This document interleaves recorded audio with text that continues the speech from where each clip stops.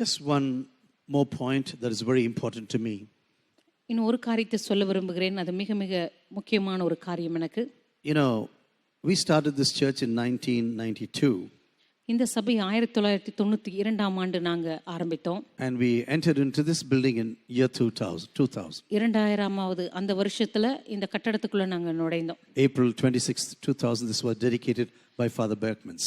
2000ஆவது வருஷத்துல ஏப்ரல் 26ஆம் தேதி கீழ்த்தளம் பாஸ்டர் பெர்க்மான்ஸ், அதாவது ஃபாதர் பெர்க்மான்ஸ் அவர்களால அந்த கீழ்த்தளமானது பிரதிஷ்டை செய்யப்பட்டது. From 92 till this date, I have spoken about tithes and offerings only 3 times. 1992ஆம் வருஷத்திலிருந்து இதுவரைக்கும் காணிக்கை தசம்பாகங்களை குறித்து 3 முறை தான் இந்த கட்டடத்துல நான் பேசியிருக்கிறேன். And today I will say certain things, but it's not going to be a preaching. ஆனால் இன்றைக்கு அதை பற்றி ஒரு சில காரியங்களை நான் சொல்ல விரும்புகிறேன். ஆனால் இது என்னுடைய இன்றைய பிரசங்க தலைப்பல்ல. You know, sometimes after our messages gets over in Satyam or Nambikai television, ஏனென்றால் நம்முடைய செய்திகளானது சத்தியம் நம்பிக்கை தொலைக்காட்சிகளிலே ஒளிபரப்பான உடனே people ask us, oh, you prayed for us, so we should send you money. ஜனங்கள் இங்கே அழைத்து ஜெபிக்க சொல்லுவார்கள். ஜெபித்த உடனே அவர்கள் கேட்பார்கள், நீங்க எங்களுக்காக ஜெபித்திருக்கிறீர்களே, உங்களுக்கு நாங்க பணத்தை அனுப்பி வைக்கட்டுமா? I usually tell my people there on the telephone, don't take any money from them. சாதாரணமாக தொலைபேசியில் உட்கார்ந்து ஜெபிக்கிற இடத்துல நான் சொல்லியிருக்கிறேன், யார் இடத்திலும் எந்த காணிக்கையும் அனுப்ப சொல்லி நீங்க சொல்ல வேண்டாம். Because this is not the way I really think about tithes and offerings. ஏனென்றால் காணிக்கை தசமபாகங்களை குறித்து நான் விசுவாசிக்கிற காரியம் இதுதான். If God has called you to ministry, கர்த்தர் உங்களை ஊழியத்திற்கு அழைத்திருப்பார் என்று சொன்னால், God can provide all of your needs. I am perfectly convinced about this. கர்த்தர் நிச்சயமாகவே உங்களுடைய தேவைகள் எல்லாவற்றையும் சந்திப்பார். அதை பற்றி நான் நிச்சயம் உள்ளவனாய் இருக்கிறேன். Because God is the one who called you to ministry. ஏனென்றால் ஆண்டவர் தாமே உங்களை ஊழியத்திற்காக I அழைத்திருக்கிறார். usually tell them, please send your tithes and offerings to the church in which you are there right now. நான் சாதாரணமாக சொல்லுகிற காரியம், நீங்கள் எந்த சபையில் இப்பொழுது இருக்கிறீர்களோ அந்த சபைக்கு உங்களுடைய காணிக்கை தசமபாகங்கள் செல்ல வேண்டும். Because the pastor there or the church there is praying for you, leading you and doing everything possible for you. ஏனென்றால் எந்த சபையில் நீங்கள் இருக்கிறீர்களோ அந்த போதகர் தான் உங்களை வழி நடத்துகிறார், உங்களுக்கு பிரசங்கம் பண்ணுகிறார், உங்களுக்கு தேவையான காரியங்களுக்கு எல்லாம் ஆலோசனை கொடுத்து கொண்டிருக்கிறார். God has put you in this congregation and you are under their leadership. தேவன் இந்த சபை கட்டடத்துக்குள்ள அந்த மந்தைக்குள்ள உங்களை வைத்திருக்கிறார். அவருடைய தலைமைத்துவத்தின் கீழ் நீங்கள் இருக்கிறீர்கள். And I know some people do not understand what we say. நான் சொல்லுகிற இந்த காரியத்தை ஒரு சிலர் புரிந்து கொள்ள மாட்டார்கள். They say it is really strange what you're telling now. ஒரு சிலர் சொல்லுகிற காரியம் நீங்க சொல்றது ரொம்ப வித்தியாசமா இருக்குது. We have never heard like this until today. இன்றைக்கு வரைக்கும் இப்படிப்பட்ட காரியத்தை நாங்க கேள்விப்பட்டதில்லை. I am perfectly convinced when a person is really saved, நான் சொல்லுகிற காரியம் என்னவென்றால், ஒரு மனுஷன் உண்மையாகவே ரட்சிக்கப்பட்டிருந்தார், his purse will also be saved completely. அவருடைய பணப்பையும் நிச்சயமாகவே ரட்சிக்கப்பட்டிருக்கும். And if he is really saved, ஒரு மனுஷன் உண்மையாகவே ரட்சிக்கப்பட்டிருந்தார், he will never rob God. நிச்சயமாக அந்த மனுஷன் தேவனை கொள்ளையடிக்கவே மாட்டார். You know, the book of Malachi says like this, last book in the Old Testament. மல்கியாவின் புத்தகம், பழைய ஏற்பாட்டினுடைய கடைசி புத்தகம் இப்படி சொல்லுகிறது. I don't want to preach about tithes this evening. இந்த மாலை வேளையிலே தசம்பாகத்தை பற்றி நான் பேச விரும்பவில்லை. There are different kinds of tithes, I know this. நிச்சயமாகவே தசம்பாகத்திலே பல முறைகள் இருக்கிறது. But 10% of everything what you earn or you grow or produce, everything belongs to the Lord. ஆனா நீங்க விளைவிக்கிற காரியமோ அல்லது நீங்க சம்பாதிக்கிற காரியமோ அல்லது நீங்க உற்பத்தி செய்கிற காரியத்திலேயோ 10% எப்பொழுதுமே ஆண்டவருக்குரியது. This 10% belongs to God, and that's the reason why it says, if you do not give this to me, you are robbing me. இந்த 10% ஆண்டவருக்குரியது. எனவே இந்த 10% ஆண்டவர் கொடுக்காமல் இருக்கும் பொழுது ஆண்டவர் சொல்லுகிறார், நீ என்னை கொள்ளையடிக்கிறாய். You know, I grew up in a family with a mother who was totally diligent about this matter. என்னுடைய குடும்பத்தில் என்னுடைய அம்மா எப்பொழுதுமே இந்த தசம்பாகத்தை குறித்து மிக மிக கருத்துள்ளவர்களாக இருந்தார்கள். I do not know. I grew up in this family and this has really put an imprint on my life. நான் இந்த குடும்பத்திலே வளர்ந்தபடியினால இந்த காரியம் மிக மிக அதிகமாக என்னுடைய வாழ்க்கையிலே ஒரு தாக்கத்தை ஏற்படுத்தி இருக்கிறது. Even if our hens lay 10 eggs, for example, எங்கள் வீட்டில் இருக்கிற கோழி 10 முட்டை போட்டாலும் கூட one must go to the pastor's house. நிச்சயமா அந்த 10 முட்டையில ஒரு முட்டை போதருடைய வீட்டுக்கு போயே ஆக வேண்டும். And this pastor lived in Changliyandapuram. ஆனா எங்களுடைய பாஸ்டர் இருந்தது சங்கலாண்டபுரத்துல இருந்தார். Used to go to Church of God church there. அங்க இருந்தானே சர்ச் ஆஃப் காட் சபைக்கு நாங்க போயிட்டு இருந்தோம். I remember very well one day my mother said, bring this eye to pastor. எனக்கு நல்ல ஞாபகம் இருக்கு. என்னுடைய அம்மா ஒரு நாள் என்னிடத்துல ஒரு முட்டையை கொடுத்து இத கொண்டு போய் பாஸ்டர் வீட்ல கொடுத்துட்டு வா அப்படின்னு சொல்லி கொடுத்தாங்க. Under the bridge up to Church of God in Sanglianapuram. அந்த நாள்ல அந்த பாலத்துக்கு கீழ போணும். நான் சைக்கிள்ல அப்போ அந்த முட்டையை எடுத்துட்டு போனேன். But on the way I tripped and fell. ஆனா வழியில பார்த்தா ஒரு ஒரு இடத்துல மோதி நான் கீழே விழுந்துட்டேன். This eye became an omelette in my pocket. இப்போ அந்த முட்டை வந்து என்னுடைய பாக்கெட்லயே ஆம்லெட் ஆயிருச்சு. I came back to my mom and said, Mama, it is broken now. I fell down. வீட்டுக்கு வந்து சொன்னேன், அம்மா முட்டை உடைஞ்சு போச்சு, நான் கீழே விழுந்துட்டேன். She wiped all my injuries, put some coconut oil on them. அதுக்கப்புறம் என்னுடைய காயெல்லாம் அவங்க தொடச்சி கொஞ்சம் தேங்காய் எண்ணெயெல்லாம் போட்டு விட்டாங்க. And now comes this problem. She brought another egg. அதுக்கப்புறம் பார்த்தா மறுபடியும் இன்னொரு முட்டையை எடுத்து என் கையில கொடுத்து, Take this egg and go to the pastor now. இந்த முட்டையை எடுத்துட்டு போய் மறுபடியும் பாஸ்டர் வீட்டுல கொடுத்துட்டு வா அப்படின்னு கொடுத்தாங்க. This is how I was brought up.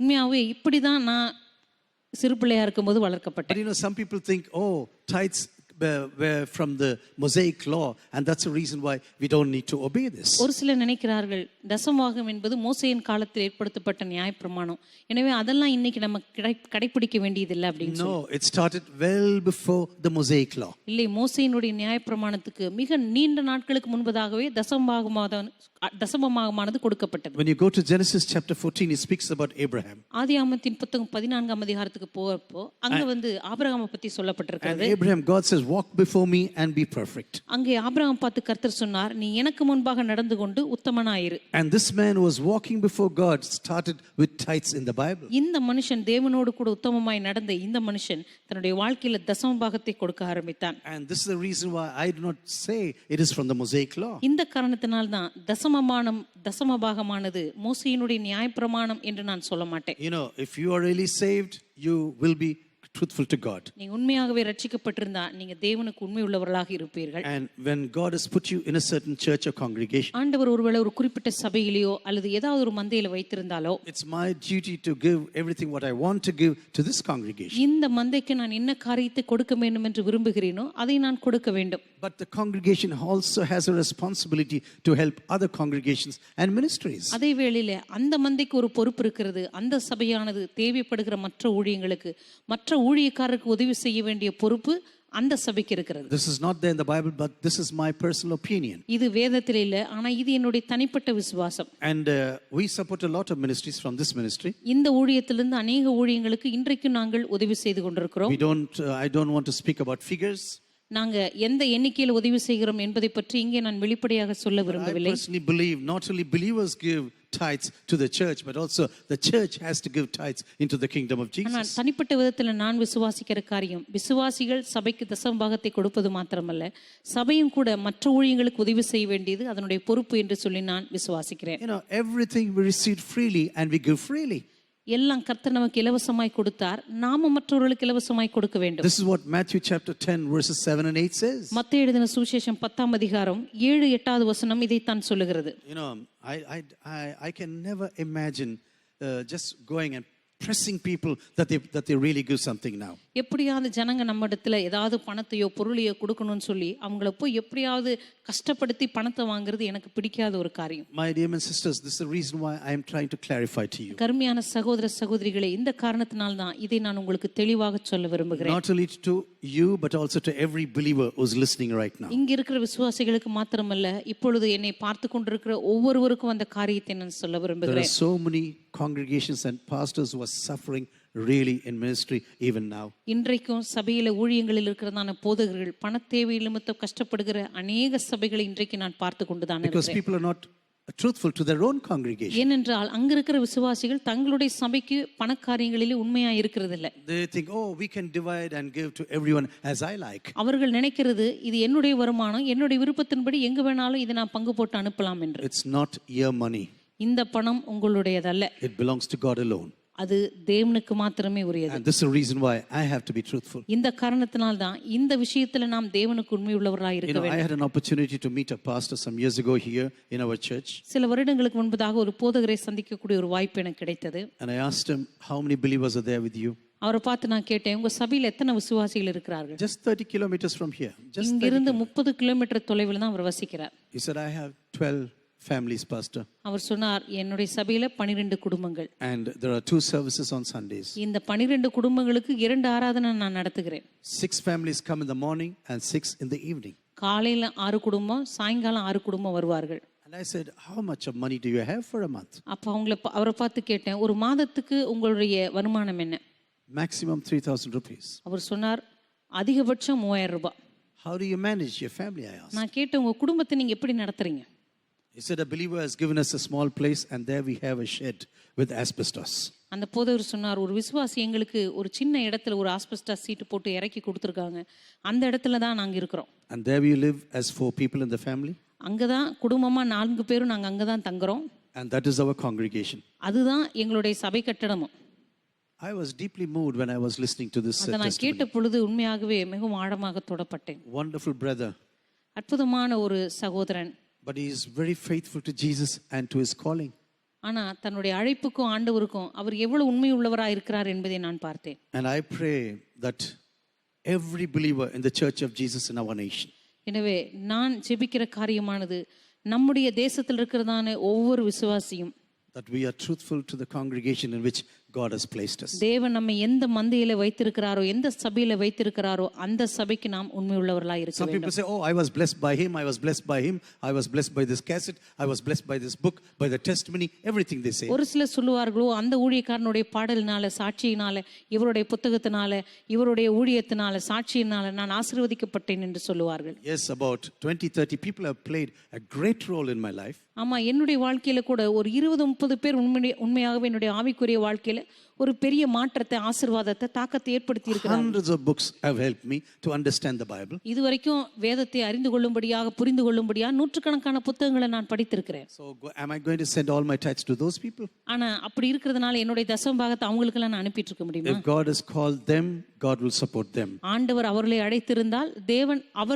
அவர்களுடைய தேவைகளை சந்திப்பார். And I hope it's not very disturbing to you. I just want to clarify. நான் சொல்லுகிற காரியம் உங்களுடைய மனதை தொந்தரவு செய்யாது என்று நினைக்கிறேன். ஆனால் இதை நான் மிக தெளிவாக உங்கள் மத்தியிலே நான் வைக்க விரும்புகிறேன். But when you go to Matthew chapter 6 verses 32 and 33, மத்தேயு எழுதின சுவிசேஷம் 6ஆம் அதிகாரம் 32-33 நம்ம வாசிக்கும்போது Jesus is speaking about the Gentiles who are running after food and drinks and clothes. அங்கே இயேசு கிறிஸ்து சொல்லுகிறார், தங்களுடைய உணவுக்காக, தங்களுடைய உடைக்காக, தங்களுடைய அன்றாட தேவைகளுக்காக அஞ்ஞானிகள் நாடி தேடுகிறார்கள் என்று சொல்லி ஆண்டவர் சொல்லுகிறதை நம்ம பார்க்கிறோம். The times of Jesus we should imagine totally differently. இயேசு கிறிஸ்துவினுடைய காலகட்டத்தை நம்ம முற்றிலும் வேறு விதமாக புரிந்து கொள்ள வேண்டும். They did not have huge bureaus or big cases where they just opened and 100 sarees come down. இயேசு கிறிஸ்துவினுடைய காலத்துல எல்லாம் இன்றைக்கு இருக்கிறது போல ஏதோ நம்முடைய பீரோவை திறந்த உடனே நூற்றுக்கணக்கான புடவைகள் கீழே கொட்டுகிறது, அது போல நிறைய துணிமணிகள் எல்லாம் இயேசு கிறிஸ்துவினுடைய காலத்துல ஜனங்கள் வைத்திருக்கவில்லை. They had very little to wear. அவர்களுக்கு இருந்த உடைகள் எல்லாம் மிக குறைந்தது. Israel is a very dry country. இஸ்ரவேலானது மிகவும் ஒரு வறட்சியான தேசம். There are certain areas that are fertile, but it's a very dry country. இஸ்ரவேல் தேசத்துல ஒரு சில இடங்கள் வளமான இடங்களாக இருக்கிறது, ஆனால் பெரும்பாலான பகுதி வனாந்தரம் தான். And to get water is very, very hard. அங்க வந்து தண்ணீர் கிடைக்கிறது மிக கஷ்டம். And food, it is not like ours today. We have a lot of choices. இன்றைக்கு உணவு என்று சொல்லி வரும்பொழுது நமக்கு முன்பாக ஒரு பெரிய பட்டியலே இருக்கிறது. We have a great list and we can select from there. இன்றைக்கு நமக்கு உணவு என்று சொன்னால் பெரிய பட்டியலில் நமக்கு எது வேண்டுமோ அதை தேர்வு செய்கிறோம். But in those days it was very, very narrow. ஆனா அவர்களுடைய நாட்களிலெல்லாம் உணவு என்று சொன்னால் 1-2 காரியங்கள் தான். So people were just craving and running behind food and clothes and water. எனவே அந்த நாட்களிலே உணவுக்காக, உடைக்காக அல்லது தங்களுடைய அன்றாட தேவைகளுக்காக ஜனங்கள் நாடி தேடிக்கொண்டிருக்கிற ஒரு காரியமாய் இருந்தது. You must know now Jesus is the last fag end of his ministry on this planet earth. இப்பொழுது இயேசு கிறிஸ்து தன்னுடைய ஊழியத்தினுடைய கடைசி பகுதிக்கு வந்திருக்கிறார். And now one day he's going to the cross. ஒரு நாள் இப்பொழுது திடீரென்று அவர் சிலுவைக்கு போகிறார். From verse chapter 13 to 17 it's an extensive long speech from Jesus. அங்கே யோவான் எழுதின சுவிசேஷம் அங்கே கடைசி அதிகாரங்களை பார்க்கும்போது 13 17 வரைக்கும் ஆண்டவர் மிக நீளமான ஒரு பகுதியை பிரசங்கிக்கிறதை நம்ம பார்க்க முடியும். This is the longest speech of Jesus found in the New Testament. புதிய ஏற்பாட்டிலேயே இயேசு கிறிஸ்து பிரசங்கம் பண்ணின மிக நீளமான பகுதியை அங்கே நாம் பார்க்க முடியும். Because he's preparing his disciples for future ministry. இப்பொழுது எதிர்கால ஊழியத்திற்காக தன்னுடைய சீடர்களை அவர் பயிற்சி கொடுத்து கொண்டிருக்கிறார். And he's speaking a lot of things into the lives before he says I have to go to the cross now. இப்பொழுது நான் சிலுவைக்கு கடந்து செல்ல போகிறேன், அதற்கு முன்பாக அநேக காரியங்களை உங்களுக்கு நான் சொல்ல விரும்புகிறேன். After I am lifted up I will draw all men towards me. நான் உயர்த்தப்பட்ட உடனே எல்லாரையும் என் பக்கத்தில் இழுத்துக் கொள்வேன் என்று ஆண்டவர் சொன்னார். I am come to do the will of my Father. என்னுடைய பிதாவின் சித்தத்தை நிறைவேற்றும்படியாக நான் வந்தேன். And doing the will of my Father is my everyday food. என்னுடைய பிதாவின் சித்தத்தை நிறைவேற்றுவது என்னுடைய அன்றாட உணவாய் இருக்கிறது. Just because I am going away, let not your heart be troubled. நான் இங்கிருந்து புறப்பட்டு போகிறபடினாலே, என் பிதாவின் இடத்துக்கு போகிறபடினாலே உங்களுடைய இருதயம் கலங்காதிருப்பதாக. Before I go away from you, I want to tell you, don't you ever serve two masters. நான் இந்த உலகத்தை விட்டு கடன் செல்வதற்கு முன்பாக உங்களுக்கு சொல்ல விரும்புகிற காரியம், 2 எஜமான்களுக்கு உங்களால் ஊழியம் செய்ய முடியாது. Do you know this is the tragedy of the present church today? உங்களுக்கு தெரியுமா, இன்றைக்கு கூட சபையில் இருக்கிறதான மிக மோசமான ஒரு காரியம் இதுதான். We would like to compromise when it comes to the truth because we are living in a hostile surrounding. தேவனுடைய ராஜ்யம் என்று வரும்பொழுது நம்முடைய வாழ்க்கையில மிகவும் ஒரு போட்டி நிறைந்த ஒரு உலகத்தில் நம்ம வாழ்கிறபடினாலே எப்பொழுதுமே 2 காரியத்துக்கு மத்தியிலே நாம் இருக்க விரும்புகிறோம். One face we show to the world. ஒரு முகத்தை உலகத்துக்கு காண்பிக்கிறோம். One behavior we have for the world. உலகத்துக்காக ஒரு நடத்தையை காண்பிக்க விரும்புகிறோம். And Sunday we are really Christians now. அதற்கு பிற்பாடு ஞாயிற்றுக்கிழமை பார்த்தா உண்மையான கிறிஸ்தவர்கள் போல இங்க இருக்கிறோம். And Sundays we have the Sunday face. ஞாயிற்றுக்கிழமை அன்னைக்கு ஞாயிற்றுக்கிழமை முகம். And from Monday to Saturday maybe compromise. திங்கட்கிழமையிலிருந்து சனிக்கிழமை வரைக்கும் அநேக காரியங்கள்ல உலகத்தோடு கூட ஒத்து போகிற விட்டு கொடுக்கிற காரியங்கள். Oh, I have to please my relatives. என் சொந்தக்காரங்களை பிரியப்படுத்தணுமே. Oh, my friends will go away from me. என் நண்பர்கள் என்னை விட்டு போயிருவாங்களே. In the street people won't respect me. என்னுடைய தெருவில் இருக்கிறவங்க என்ன மதிக்க மாட்டாங்களே. So I have to compromise. அதனால என்ன சுற்றி இருக்கிறவங்களுக்கு நான் விட்டு கொடுத்து போகணும், ஒத்து போகணும். My dear sisters, this is the reason why Jesus says like this. கருமையான சகோதர சகோதரிகள், இதனால தான் ஆண்டவர் சொன்னார், when I am sending you out you must know you cannot serve 2 masters. அருமையான சீடர்களே, நான் உங்களை உலகத்திற்குள் அனுப்பும்போது நீங்க ஒன்றை அறிந்திருக்க வேண்டும், 2 எஜமான்களுக்கு நீங்க ஊழியம் செய்ய முடியாது. You know, Gentiles who do not know me, புறஜாதிகள் என்னை அறியவில்லை. they are just craving and running behind அவர்கள் இந்த உலகத்தின் தேவைகளுக்காக தீவிரமாக அலைந்து கொண்டிருக்கிறார்கள். They are running behind food and drinks and clothing. அவர்கள் தங்களுடைய உணவுக்காக, உடைக்காக, அன்றாட தேவைகளுக்காக ஓடிக்கொண்டிருக்கிறார்கள். But I want to tell you, our Father in heaven knows that you need them. ஆனா நம்முடைய பரலோக பிதா இவைகள் எல்லாம் உங்களுக்கு தேவை என்று அறிந்திருக்கிறார். He is not criticizing the need of those people. அந்த மனிதர்களுடைய தேவைகளை பற்றி அவர் குறை கூறவில்லை. Jesus says our Father in heaven knows that we need them. ஆனா இயேசு கிறிஸ்து சொன்னார், உங்களுக்கு இதெல்லாம் தேவை என்று பரலோக பிதா அறிந்திருக்கிறார். But if you want to come to your food and clothing and to your drinks, ஆனா உங்களுடைய உணவு, உங்களுடைய உடை, உங்களுடைய அன்றாட தேவைகள் என்று வரும்போது, seek the kingdom first in your life. ஆண்டவர் சொன்னார், முதலாவது தேவனுடைய ராஜ்யத்தை தேடுங்கள். Then all of these things what the world is running behind, அதற்கு பிற்பாடு இந்த உலகமானது நாடி தேடுகிற எல்லாமே, everything will be given unto you. அது எல்லாமே உங்களுக்கு கூட கொடுக்கப்படும். You know, this verse has been quoted so many times totally out of context. இந்த வசனமானது அநேக வித்தியாசமான சூழ்நிலைகளிலே, அது எந்த சூழ்நிலையில் சொல்லப்பட்டது என்று தெரியாமலேயே அநேகர் சொல்லிக் கொண்டிருக்கிறார்கள். Seek the kingdom first. Seek the kingdom first. You will hear everywhere. தேவனுடைய ராஜ்யத்தை தேடுங்கள், தேவனுடைய ராஜ்யத்தை தேடுங்கள் என்று எல்லா இடங்களிலும் But சொல்லப்படுகிறது. this is what Jesus is telling us to his disciples. ஆனா இயேசு கிறிஸ்து தன்னுடைய சீடர்களுக்கு சொன்ன காரியம் இது. Before you go into ministry, நீங்க ஊழியத்திற்கு போவதற்கு முன்பாக everything you received freely and I want to give everything freely. இலவசமாய் பெற்றீர்கள், அவைகளை இலவசமாய் கொடுங்கள். You must know that everything is free what I have given to you. நான் உங்களுக்கு கொடுத்த எல்லாவற்றையும் இலவசமாக கொடுத்தேன். You know, I was laughing one day when people called me one day. ஒரு முறை எனக்கு ஒரு தொலைபேசி அழைப்பு வந்தது. அதை பற்றி உண்மையாகவே நான் சிரித்தேன். I prayed over the telephone for this man. அவர்களுக்காக நான் தொலைபேசியில ஜெபித்தேன். And after I prayed for him, he said, Pastor, give me a bank account. I need to send money. ஜெபித்த உடனே அவங்க சொன்னாங்க, பாஸ்டர் உங்களுடைய வங்கி கணக்கு என்ன கொடுங்க, உங்களுக்கு நான் காணிக்கை அனுப்பணும். I said, I'm not giving my bank account. நான் சொன்னேன், என்னுடைய வங்கி கணக்கு என்ன நான் கொடுக்க மாட்டேன். Everything what I have, I received freely. எனக்கு ஆண்டவர் கொடுத்த எல்லாத்தையும் இலவசமா எனக்கு கொடுத்தார். Every gifting from God is free to you.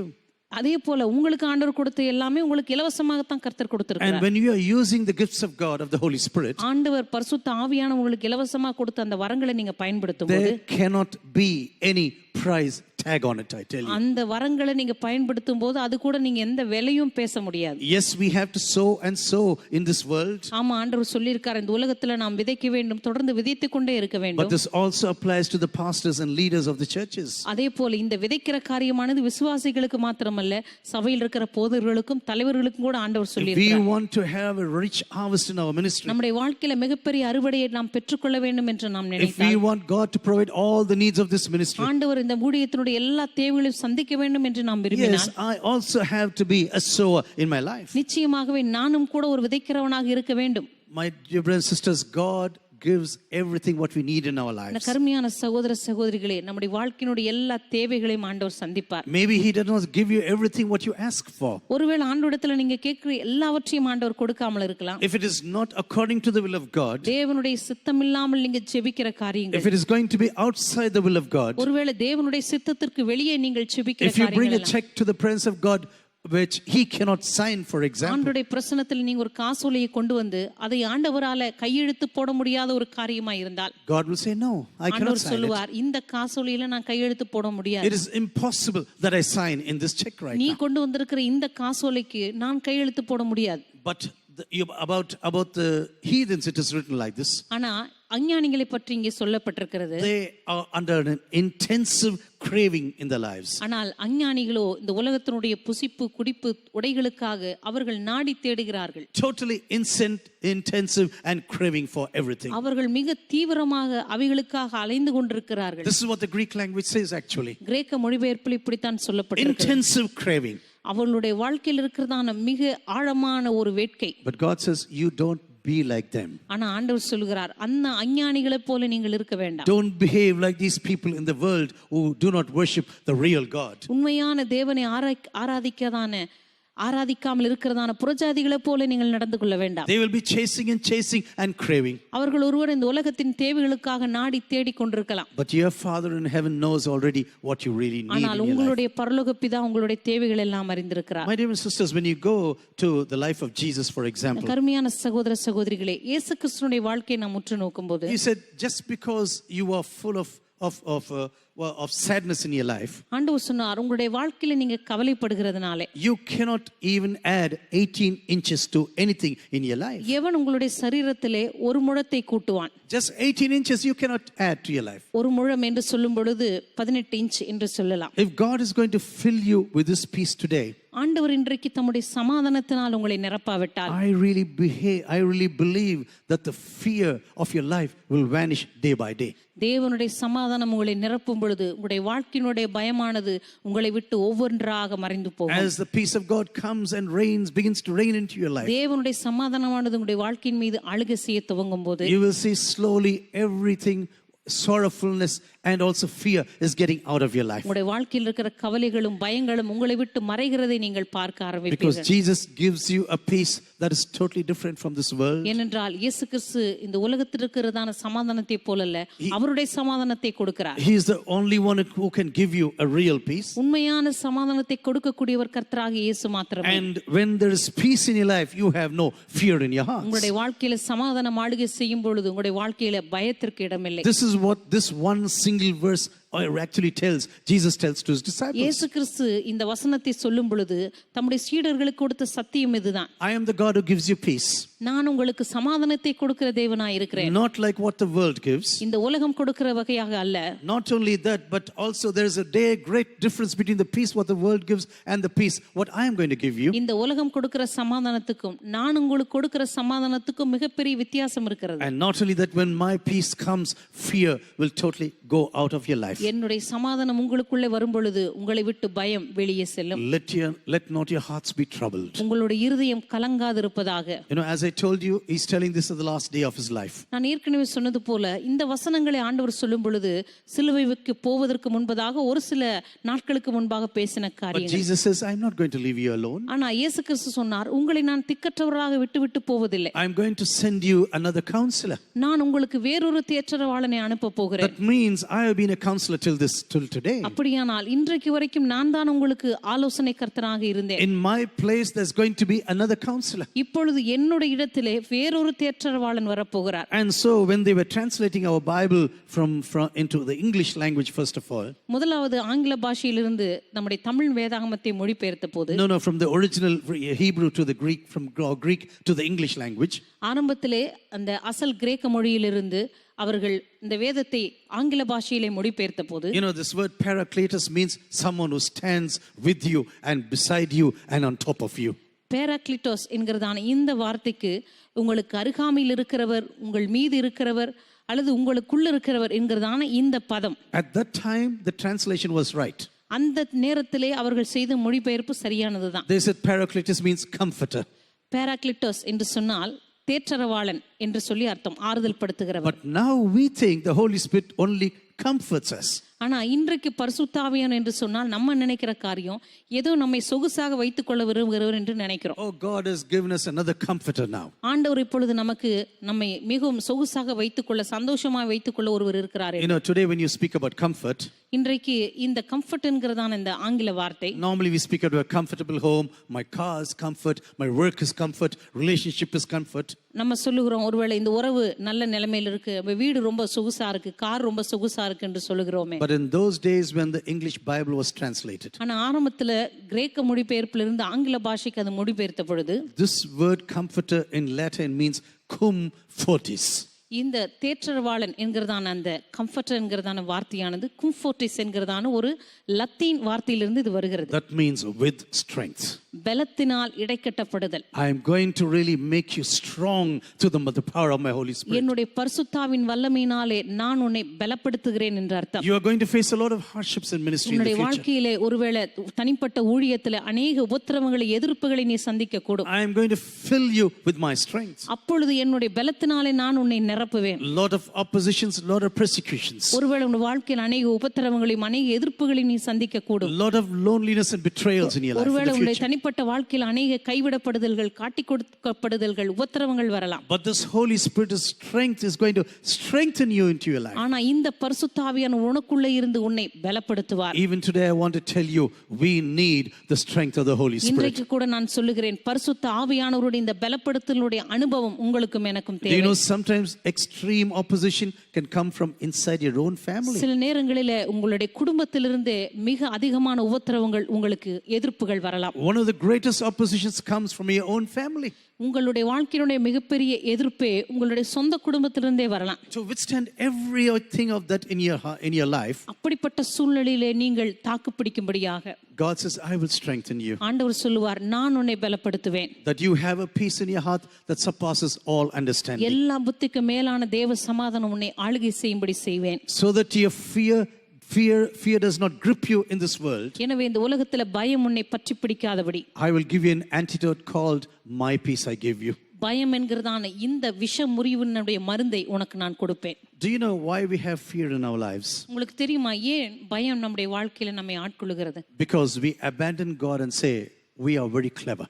ஏனென்றால் ஆண்டவரை கைவிட்டு விட்டு நாம் சொல்லுகிறோம், நாங்கள் ரொம்ப புத்திசாலிகள், I don't need God in my life. எனக்கு ஒன்றும் ஆண்டவரெல்லாம் தேவையில்லை. This is what the first man and woman did. ஆதியில் இருந்த அந்த முதல் மனுஷனும் மனுஷியும் இதைத்தானே செய்தார்கள். I don't need God. We don't need God in our lives. எங்களுக்கு ஒன்றும் ஆண்டவரெல்லாம் தேவையில்லை. We are very clever people. நாங்க ரொம்ப புத்திசாலிகள். How can God say do not eat from this tree? ஆண்டவர் எப்படி சொல்லலாம் இந்த மரத்தினுடைய கனியை புசிக்க வேண்டாம்? Satan says when you disobey God you're going to be like God himself. பிசாசு சொல்கிறான், இந்த மரத்தின் கனியை நீ புசித்தா நீ தேவர்களைப் போல இருப்பாய். You're going to have a wonderful knowledge in your life. உனக்கு இதுவரைக்கும் இல்லாத அறிவும் புத்தியும் வந்துவிடும். You're going to be like God in your life. நீ தேவனைப் போலவே இருப்பாய். Just disobey him and you will be totally different. ஆண்டவருக்கு மாத்திரம் கீழ்ப்படியாமல் இரு, இனிமே உன் வாழ்க்கையே மாறிடும். You know, this innocence in this garden cannot be explained with words. அங்கே அந்த தோட்டத்திலே அவங்களுக்கு இருந்ததான அந்த ஒரு கள்ளங்கபடமற்ற தன்மை, ஆதியிலே தேவன் அவர்களை படைத்த பொழுது அதை வார்த்தைகளினாலேயே விளக்க முடியாது. Both of them were naked but they had no shame upon themselves. அவர்கள் இருவரும் நிர்வாணிகளாய் இருந்தார்கள், ஆனால் அதை பற்றி அவர்கள் வெட்கப்படவில்லை. The place was so full of purity. அந்த இடமானது அவ்வளவு பரிசுத்தமாய் இருந்ததனால, the place was full of God's presence. அங்க முற்றிலும் தேவ பிரசன்னத்தினால நிரப்பப்பட்ட இடமா இருந்ததனால, and suddenly Satan intrudes into this life. திடீரென்று பிசாசு அந்த அவளுடைய வாழ்க்கைக்குள்ளாக நுழைகிறான். And he says this one thing you really need in your life. உங்களுக்கு தேவை இந்த ஒரு காரியம் தான். Don't you ever obey God. நீங்க ஆண்டவருக்கு கீழ்ப்படியாம இருக்கணும். Do you know if you want to live in fear in your life, உங்க வாழ்க்கையில நீங்க பயத்துல இருக்க விரும்பினால், just leave the presence of God and you will have all kinds of fears. உங்க வாழ்க்கையில எப்பொழுது ஆண்டவரை விட்டு போக வேண்டும் என்று முடிவு செய்கிறீர்களோ அப்பொழுதே உலகத்தினுடைய அத்தனை பயங்களும் உங்களுக்குள்ளே வந்துவிடும். After they left the presence of God, ஆண்டவருடைய பிரசன்னத்தை விட்டு அவர்கள் சென்றவுடனே they were full of guilt. அவர்களுடைய வாழ்க்கையில குற்ற மனசாட்சி, they had fear and they had shame. அவர் வாழ்க்கையில வெட்கம், பயம்.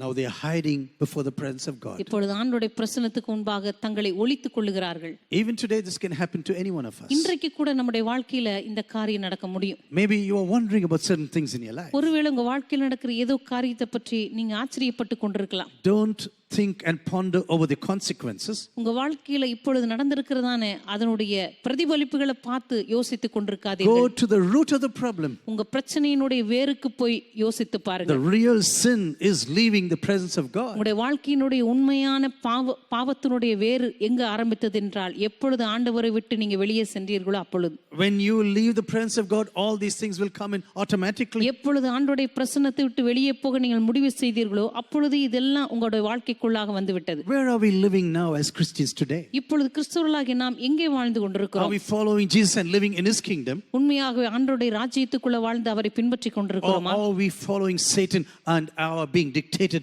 by Satan's kingdom right அல்லது now? பிசாசுக்கு கீழ்ப்படிந்து அவனுடைய ஆளுகை கீழ் அவன் சொல்லுகிறதெல்லாம் செய்து கொண்டிருக்கிறோமா? Are we craving intensively for the things that he is offering us in this world? இப்பொழுது இந்த உலகத்துல பிசாசு கொடுக்கிற காரியங்களுக்காக நாம் அவனை நாடி தேடிக் கொண்டிருக்கிறோமா? Full of fear about tomorrow.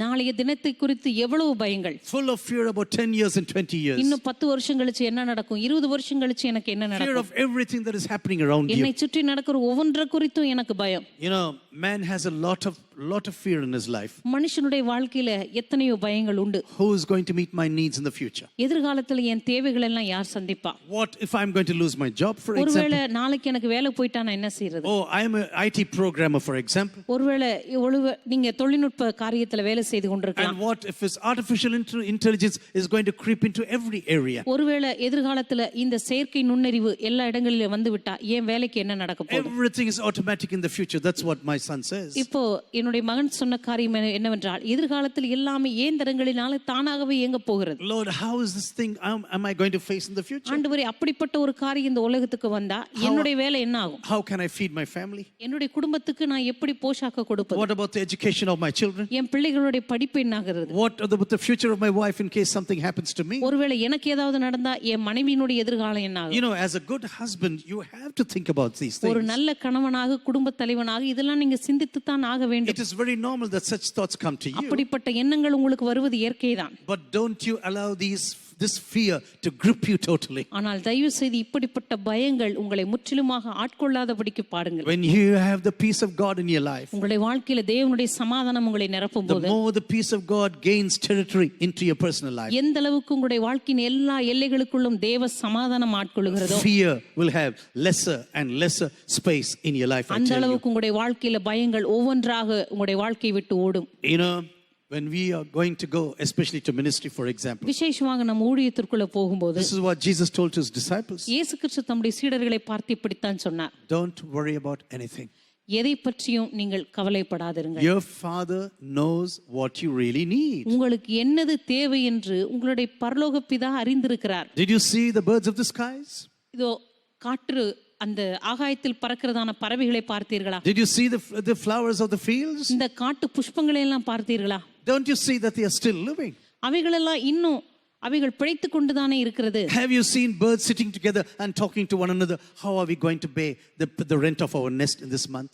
என்னைக்காவது பார்த்திருக்கீங்களா இந்த குருவிகள் எல்லாம் ஒண்ணா ஒரு கூட்டமா கூடி ஐயோ இந்த மாசம் நம்ம கூட்டுக்கு எப்படி வாடகை கட்டுறது அப்படின்னு என்னைக்காவது யோசிச்சு பார்த்திருக்கீங்களா? Where is the food going to come? ஐயோ நமக்கு சாப்பாடு எங்கிருந்து வரும் அப்படின்னு அது கவலைப்பட்டிருக்கா? Who is going to pay the rent for our nest, for example? நம்ம கூட்டுக்கெல்லாம் யாரு வாடகை கட்டுவா அப்படின்னு என்னைக்காவது யோசிச்சிருக்கா? Who is going to protect us when we are flying? நம்ம பறக்கும் பொழுது நமக்கு யாரு சாப்பாடு போடுவா அப்படின்னு யோசிச்சிருக்கா? He says, I am the Father who takes care of even nature in my life. ஆனா ஆண்டவர் சொல்லுகிறார் இந்த பூமியினுடைய இயற்கையை கூட நான் பொறுப்பெடுத்துக் கொள்கிற தேவனாய் இருக்கிறேன். I take care of the grass and the beautiful flowers on the fields. இந்த காட்டு புல்லுக்கும் அங்க இருக்கிறதான காட்டு புஷ்பங்களுக்கும் நான் உடுத்துவிக்கிற தேவனாய் I இருக்கிறேன். can take care of the birds, for example. இந்த ஆகாயத்து பறவைகள் எல்லாம் நான் பொறுப்பெடுத்துக் கொள்கிறேன். Stop worrying right now. எனவே கவலைப்படாதிருங்கள் என்று சொல்லுகிறேன். As you listen to the word of God this evening, இந்த மாலை வேளையிலே கர்த்தருடைய வார்த்தையை நீங்க that you say, கேட்கும்போது Lord, I lift my heart to you this evening. ஆண்டவரே என்னுடைய இருதயத்தை உம்மை நோக்கி நான் உயர்த்துகிறேன். I want to give up every fear of my heart to you. ஆண்டவரே என்னுடைய வாழ்க்கையினுடைய எல்லா பயங்களையும் உம்முடைய சமூகத்தில் நான் ஒப்படைக்க விரும்புகிறேன். You know every need of my life. ஆண்டவரே என் வாழ்க்கையின் எல்லா தேவைகளையும் நீர் அறிந்திருக்கிறீர். You know the need of my parents. ஆண்டவரே என்னுடைய பெற்றோர்களின் தேவை நீர் அறிந்திருக்கிறீர். You know everything what is going to happen in my life. ஆண்டவரே இனிமேல் என் வாழ்க்கையில் என்ன நடக்க போகிறது என்று எல்லாம் உமக்கு தெரியும். Lord, I just need to trust you. ஆண்டவரே உம்மை நான் விசுவாசிக்க விரும்புகிறேன். But this does not mean that you sit idle and say everything is going to fall on your lap. இப்படி நான் சொல்லுகிறதுனால சரி எதை பற்றியும் கவலைப்படாம நம்ம வீட்டுல சோம்பேறியா ஒரு வேலையும் செய்யாம உட்கார்ந்துருக்கலாம், ஆண்டவர் எல்லாத்தையும் நம்ம மடியில போடுவார் என்று நினைக்க வேண்டாம். You know, God takes care of these birds. ஆண்டவர் இந்த ஆகாயத்து பறவைகளை பொறுப்பெடுத்துக் கொள்கிறார். They don't sit on the trees and open the beaks and wait for the food to come into the mouths. ஆனா இந்த ஆகாயத்து பறவைகள் எல்லாம் கூட்டுக்குள்ள உட்கார்ந்து வாயை திறந்து ஆண்டவர் எனக்கு சாப்பாடு போடுவார்னு உட்கார்ந்து இருக்கிறது இல்லையே. I don't need to work anymore. இனிமே நான் போய் எங்கேயும் பறந்து இறை தேட வேண்டாம் என்று நினைக்கிறது இல்லையே. You know, some people come to real peculiar interpretations of the word of God. ஆண்டவருடைய வார்த்தையினுடைய இந்த உபதேசம் என்று வரும்போது ஒரு சிலர் ரொம்ப நூதனமான உபதேசத்துக்கு போய் விடுவார்கள். You know, one of my friends, he was a very rich fellow. என்னுடைய நண்பர்கள் ஒருவர் மிகவும் ஒரு பணக்காரராக இருந்தார். And suddenly, due to some reason, he met a Christian horoscope lady. திடீரென்று பார்த்தா ஏதோ ஒரு கிறிஸ்துவ ஜோசிய பெண்ணை சந்திச்சிட்டார். This is how I call some of these people. ஒரு சில தீர்க்கதரிசனன்ற பேர்ல இப்படிதான் ஜோசியம் சொல்லிட்டு இருக்காங்க. They go to house and say horoscope now. அவங்க வீடு வீடா போய் ஜோசியம் சொல்லி காசு வாங்கிட்டு இருப்பாங்க. Do you know what this lady told him? அப்ப அந்த அம்மா அவரை பார்த்து என்ன சொன்னாங்க You தெரியுமா? don't need to work anymore. இனிமே நீ வேலையே செய்ய வேண்டாம். God is going to make you a money machine. ஆண்டவர் இனிமே உன்னை பணத்தை அச்சடிக்கிற ஒரு இயந்திரமா மாத்த போறார். Just like printing and printing and printing. நீ வந்து அப்படியே பணத்தை அச்சடிச்சு கொட்ட போற. You just need to gather and gather and gather. இனிமே உன் வேலையெல்லாம் பணத்தை சேகரிச்சு வைக்க வேண்டியதான். This fellow was so successful in business. அந்த நபர் வந்து ஆரம்பத்தில் உண்மையாகவே அவருடைய அந்த வியாபாரத்துல நல்ல வெற்றிகரமா போயிட்டு இருந்தார். He left his entire business. இத கேட்ட உடனே வேலையெல்லாம் விட்டுட்டு spending lakhs and lakhs every month. லட்சக்கணக்கா மாசம் செலவு பண்ண ஆரம்பிச்சார். He even came to India and stayed in a 5-star hotel for 2 months. இந்தியாவுக்கு கூட வந்திருந்தார். வந்து 2 மாசம் எல்லாம் நட்சத்திர ஹோட்டல் தான். 5-star hotel with his whole family for 2 months. முழு குடும்பமும் 5 நட்சத்திர ஹோட்டல்ல கிட்டத்தட்ட மாதக்கணக்குல தங்கி இருந்தாங்க. I went to him and spoke to him about this. அவரை போய் பார்த்து அவரிடத்துல இத பற்றி பேசினேன். I said, I do not think this is from God. நான் சொன்னேன் இது நிச்சயமா ஆண்டவரா இருக்காது. The Bible says if you don't want to work, you should not eat. வேதம் சொல்லுது நீ வேலை செய்யாமல் இருந்தால் சாப்பிடவும் கூடாது. If you have no right to eat now if you're not going to work. நீ வேலை செய்யாம இருந்தா நீ உனக்கு சாப்பிடுறதுக்கு அதிகாரம் இல்ல. He said, Gideon, you don't need the deep truths. You don't understand the deep prophecies. அவர் சொன்னாரு இல்ல கிரியன் உங்களுக்கு புரியல, இந்த தீர்க்க தரிசனத்துல எவ்வளவு ஆழமான ஒரு கருத்து இருக்குங்கிறது உங்களுக்கு புரியல. After some time, கொஞ்ச நாள் ஆச்சு, he was totally bankrupt. அவருக்கு எல்லாம் திவாலாச்சு. He had to sell everything, his sofa, his fridge, his house, his work, everything. அவருடைய வியாபாரம், வீட்டில் இருந்த எல்லா பொருட்கள் எல்லாத்தையும் விற்க வேண்டிய நிலைமைக்கு வந்தார். Today he's a total pauper. இன்னைக்கு பாத்தீங்கன்னா ஒண்ணுமே இல்லாத ஒரு பூஜ்ய நிலைமைக்கு வந்துட்டார். Yes, God wants to take care of our needs. ஆம், ஆண்டவர் நம்முடைய தேவைகளை சந்திக்க விரும்புகிறார், உண்மைதான். It is true that we don't need to be anxious or fearful. நம்முடைய தேவைகளை பற்றி நம்ம கவலைப்பட வேண்டாம் என்கிறது உண்மைதான். But we still have to work for the things that God wants to give us. இருந்தாலும் ஆண்டவர் நமக்கு கொடுக்க விரும்புகிற காரியங்களுக்காக நாம் உழைத்து தான் ஆக வேண்டும், வேலை செய்து தான் ஆக வேண்டும். There's another category I tell you in this world. இந்த சமுதாயத்துல ஒரு பங்கு இருக்காங்க. They say, oh, God is too strict with me. ஒரு சிலர் நினைப்பாங்க, ஒரு கூட்டத்தார் இப்படி நினைப்பாங்க, ஆண்டவர் என்ன இவ்வளவு கண்டிப்பா இருக்காரு. He's like a policeman always looking at me. ஆண்டவரை பார்த்தா ஏதோ ஒரு போலீஸ்காரர் என்ன பார்த்துக்கிட்டே இருக்கிற மாதிரி பார்த்துட்டு இருக்காரு. When you sing the song என்னை காண்பவரே, they'll be shivering now. என்னை காண்பவரேன்ற அந்த பாட்டை பாடினாலே கொஞ்சம் பயமா தான் இருக்கு. காணாமலே இருங்க, that's what they'll be telling. ஆண்டவரே எப்பவுமே என்ன பார்த்துக்கிட்டே இருந்தா எப்படி, கொஞ்ச நேரம் என்ன பார்க்காம இருங்களேன். Lord, don't look into everything what I'm doing now. ஆண்டவரே நான் செய்யற எல்லாத்தையும் ஒண்ணும் நீங்க பார்க்காதீங்க. He's like a policeman, he's like a teacher. ஆண்டவர் பார்த்தா ஏதோ ஒரு ஆசிரியரை போல, ஒரு போலீஸ்காரர் போல, always waving a stick like this. எப்பொழுதும் இப்படி ஒரு குச்சி எடுத்து இப்படி ஆட்டிட்டு இருக்காரு. You see, most of the men when we drive on the roads, நம்மள அநேக ஆண்கள் பாத்தீங்கன்னா நம்ம சாலைகள்ல பிரயாணம் பண்ணும்போது maybe you enter into one way traffic sometimes. திடீர்னு பார்த்தா அந்த ஒன் வேல போயிடுவோம். I hope you're not doing this. This is not an idea. I'm just telling you. அதாவது ஒரு வழி பாதையில நம்ம போயிடுவோம். இதை வந்து நான் உங்களுக்கு ஒரு ஐடியாவா சொல்லல, ஒருவேளை நீங்க செஞ்சிருக்கலாம். And then we'll be looking into the mirror. Is a policeman coming behind? அதுக்கப்புறம் மெதுவா கண்ணாடி எட்டி பாப்ப, பின்னாடி யாராவது போலீஸ்காரன் நம்மள பாத்துர்க்காரா. If you're not wearing a helmet, you'll be looking now. Is a policeman coming? நீங்க ஹெல்மெட் போடாம போயிட்டு இருப்பீங்க, போலீஸ்காரர் வராரான்னு மெதுவா பாக்குறீங்க. The helmet is not on my head, it's on my handlebar. என்னோட ஹெல்மெட் பார்த்தா தலையில போடாம அங்க முன்னாடி மாட்டி வச்சிருக்கேன். And as soon as the policeman comes, sir, I have my helmet. போலீஸ்கார் வந்தா போது வேகமா எடுத்து ஹெல்மெட்டை மாட்டிட்டு ஹெல்மெட்டை போட்டுருக்கிறது மாதிரி சிரிப்போம். You know, helmet is for your own security. உங்களுக்கு கொடுத்திருக்கிற அந்த ஹெல்மெட் தலைக்கவசம் வந்து உங்க உயிரை காப்பாத்துறதுக்கு. You know, sometimes we think God is like this.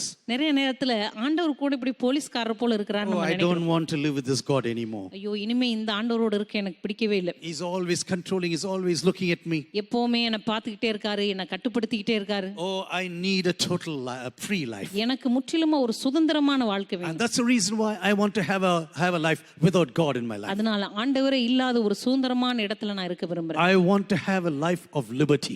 எனக்கு ஒரு விடுதலையான ஒரு சுதந்திரமான வாழ்க்கை வேணும். But slowly after they take this decision, ஆனா இந்த முடிவை ஒரு மனுஷன் எடுத்த உடனே suddenly they know this is never going to happen. திடீரென்று பார்த்தா இது அவங்க வாழ்க்கையில நடக்க முடியாது என்பது அதுக்கப்புறம் தான் அவங்களுக்கு புரியுது. That I have bitten a huge chunk that I cannot chew in my life. இப்போ நான் மெல்ல முடியாத அளவுக்கு நான் கடிச்சிட்டேன். And so I do not know how to handle my situation. இப்போ என்னால மெல்லவும் முடியல, முழுங்கவும் முடியல. I said no to God in my life. ஆண்டவரை பார்த்து ஆண்டவரே நீங்க எனக்கு வேண்டான்னு சொல்லிட்டேன். But now when I'm going to the valley of death in my life, ஆனா இப்போ என் வாழ்க்கையில மரண பள்ளத்தாக்கு வழியா போயிட்டு இருக்கேன். there is no one to protect me with this rod or a stick. இப்போ என்ன பாதுகாக்கிறதுக்கு ஆண்டவருடைய கோலும் இல்ல, ஆண்டவருடைய தடியும் இல்ல. You know, Psalm 23 is one of the most beautiful psalms that has been, so many books have been written about. சங்கீதம் 23 மிக அழகான ஒரு சங்கீதங்கள், எத்தனையோ அருமையான காரியங்கள் அதில் In எழுதப்பட்டிருக்கு. those days they were full of lions and bears, even in the nation of Israel. அந்த நாட்களில் இஸ்ரவேல் தேசத்துல கூட நிறைய கரடிகளும் சிங்கங்களும் வாழ்ந்து And கொண்டிருந்தன. when the shepherd was going home in the evenings, சாயங்கால நேரத்துல மேய்ப்பர்கள் தங்களுடைய ஆட்டு மந்தையை வீட்டுக்கு அழைத்து கொண்டு when போகும்போது the sunlight was shining slantly into the crevices of these mountains, அப்போ அந்த மலைகளில அந்த சூரியன் மறைகிற நேரத்துல அங்க வெளிச்சம் அப்படியே கொஞ்சமாக அந்த மலைப்பகுதிகளிலே விழும். all these wild animals were just sitting there in the dark spots, and we are watching for the situation. அந்த மங்கலான வெளிச்சத்துல அங்கங்க இருட்டுல மலையினுடைய சந்து பகுதிகளில கரடிகளும் சிங்கங்களும் ஒளிந்து கொண்டிருக்கும். Do you know what this psalm says? அப்ப சங்கீதம் என்ன சொல்லுது தெரியுமா? I don't need to be worried now. இப்பொழுது ஆடாகிய நான் பயப்பட வேண்டிய அவசியம் I இல்லை. don't need to have any fear, எனக்கு எந்த பொல்லாப்ப குறித்தும் பயம் இல்லை. because my shepherd has a rod with a lead head. ஏனென்றால் என்னுடைய மேய்ப்பனுடைய கையில ஒரு தடி இருக்கு, அதனுடைய தலைப்பகுதியில் ஒரு பெரிய ஈய குண்டு இருக்கு. And if you're going to come near, he will just slam on you. அப்படி ஏதாவது ஒரு துஷ்டமிருகம் என்ன கடிக்க வந்தா அந்த மேய்ப்பன் ஓங்கி அதை அடிப்பார். Even if I'm going away from him, ஒருவேளை அந்த மேய்ப்பனை விட்டு நான் ஓடினா கூட he has a shepherd's stick in his hands அந்த மேய்ப்பன் தன்னுடைய கரத்துல ஒரு வளைந்த தடியை with வச்சிருக்கார். a hook at the end of this rod. அந்த தடியினுடைய விளிம்புல ஒரு வளையம் இருக்கும். And he says, come on now, don't run away from அந்த me. வளைவை வச்சு என்னுடைய காலை பிடிச்சு இழுத்து வா என்று சொல்லி பக்கத்தில் இழுத்துக் கொள்வார். Without the protection of God, how are you going to live in this life? இந்த தேவனுடைய பாதுகாப்பு இல்லாமல் இந்த உலகத்திலே நீங்கள் எப்படி வாழ முடியும்? Our God is a wonderful creator. நம்முடைய தேவன் அற்புதமான ஒரு சிருஷ்டிகர். He is not only our father, but also our friend. அவர் உங்களுடைய தகப்பன் மாத்திரமல்ல, உங்களுடைய நண்பனாகவும் இருக்கிறார். When we listen to the words of Satan and go away from his presence, பிசாசுடைய வார்த்தைகளை கேட்டு ஆண்டவருடைய பிரசன்னத்தை விட்டு நம்ம தூரம் போகும்போது, when we dare to say, Lord, I don't need you in my life, ஆண்டவரே இனிமேல் நீர் எனக்கு தேவையில்லை என்கிறதான இந்த தைரியமான வார்த்தைகளை நம்ம சொல்ல I ஆரம்பிக்கும் போது, want to live a life of liberty in my life. இனிமே என் வாழ்க்கையில விடுதலையான ஒரு வாழ்க்கை வாழப் போகிறேன் என்று சொல்லி நாம் சொல்லும்போது, After you take this decision, and after some time, இந்த முடிவை நீங்க எடுத்த பிற்பாடு உங்களுடைய வாழ்க்கையில you will have a lot of questions in your heart. உங்களுடைய இருதயத்துல நிறைய கேள்விகள் இருக்கும். Where did I come from, and where am I going now? நான் எங்க இருந்து வந்தேன், இப்பொழுது நான் எங்க போயிட்டு இருக்கேன்? What if this is going to happen in my life? ஒருவேளை இது என் வாழ்க்கையில நடந்தா நான் என்ன செய்வது? What if that is going to conquer me? ஒருவேளை அந்த காரியம் என்ன மேற்கொண்டா நான் என்ன செய்வது? What is the purpose of my life? என் வாழ்க்கையினுடைய நோக்கம் தான் என்ன? You know, if you are a thinker, automatically you come to this question. நீங்க யோசிக்கிற ஒரு நபரா இருந்தா இப்படிப்பட்ட கேள்விகள் தானாவே உங்களுக்கு வரும். And every living person thinks normally. இந்த உலகத்துல ஜீவிக்கிற ஒவ்வொரு மனுஷனும் சிந்திக்கிறவன் தான். And what is the purpose of my life? என் வாழ்க்கையினுடைய நோக்கம் என்ன? Where did I come from, and where am I heading to? நான் எங்க இருந்து வந்தேன், இப்பொழுது என் வாழ்க்கை எங்கே போய் கொண்டிருக்கிறது? You know, one of the greatest philosophers, I forgot to look up to his name. I mentioned even the last 2 services. இந்த உலகத்துல இருந்த மிகப்பெரிய ஒரு தத்துவஞானி, அவருடைய பெயரை மறந்து விட்டேன். He used to make a lot of fun about the Bible. இந்த மனுஷன் வேத புத்தகத்தை குறித்து ரொம்ப கேலி செய்யக்கூடிய ஒரு மனுஷனாக வாழ்ந்து He வந்தான். lived in Geneva in Switzerland. சுவிட்சர்லாந்துல ஜெனீவா என்கிறதான பட்டணத்திலே வாழ்ந்து He said this Bible will be forgotten in 100 years. இந்த மனுஷன் சொன்னா இன்னும் 100 வருஷத்துல இந்த வேத புத்தகத்தை எல்லாரும் மறந்து விடுவாங்க. Don't you ever trust this Bible? இந்த பைபிளை போய் நீங்க நம்பிட்டு இருக்கீங்களா? But after when he was dying, ஆனா அந்த மனுஷன் மரித்து கொண்டிருக்கிற அந்த சமயத்துல he was shouting, அவன் தன்னுடைய மரண பயத்தினாலே கத்த ஆரம்பித்தான். Is this death? Is this death? I do not know about O this. இதுதான் மரணமா, இதுதான் மரணமா? He said, God, forgive me now.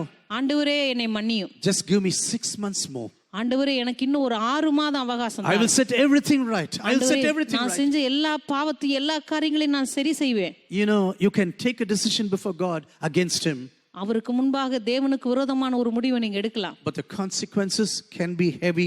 I am warning you. ஆனா ஆண்டவருக்கு விரோதமா நீங்க எடுக்கிற முடிவுகளுக்கு பயங்கரமான பின்விளைவுகள் உண்டு என்பதை நீங்கள் மறந்து விட The வேண்டாம். so-called liberty what you have, தேவன் இல்லாத ஒரு விடுதலை என்று நீங்க சொல்லுகிற அந்த காரியம், this liberty will instill a lot of fear into your hearts, I tell you. விடுதலை என்று சொல்லுகிற இந்த காரியமே உங்களுடைய வாழ்க்கைக்குள்ள அநேக பயங்களை கொண்டு வரும் என்று The சொல்லுகிறேன். loneliness of this path, you will see that nothing is helping you. இந்த வாழ்க்கையின் தனிமையின் பாதையில எதுவுமே உங்களுக்கு உதவி செய்ய போகிறதில்லை என்பதை அதற்கு பின்பாகத்தான் நீங்க உணர்வீர்கள். Oh, some people think I have all the talents, I have the intelligence, I have my background and my pedigree, I can rule over everything. ஒரு சிலர் நினைப்பார்கள் எனக்கு நல்ல படிப்பு இருக்குது, பணம் இருக்கு, சொத்து இருக்கு, அந்தஸ்து இருக்கு, எனக்கு அநேக நபர்கள் இருக்கிறார்கள், எப்படியோ என் வாழ்க்கையை நான் சமாளிப்பேன் என்று நினைப்பார்கள். Do you know everything can change in your life in a few seconds? Do you know ஆனா this? நான் சொல்லுகிறேன் இதெல்லாம் உங்க வாழ்க்கையில ஒரு சில வினாடிகளிலே தலைகீழாக மாற முடியும். A multi-billionaire died recently சமீபத்துல ஒரு கோடீஸ்வரர் மரித்து போனார்.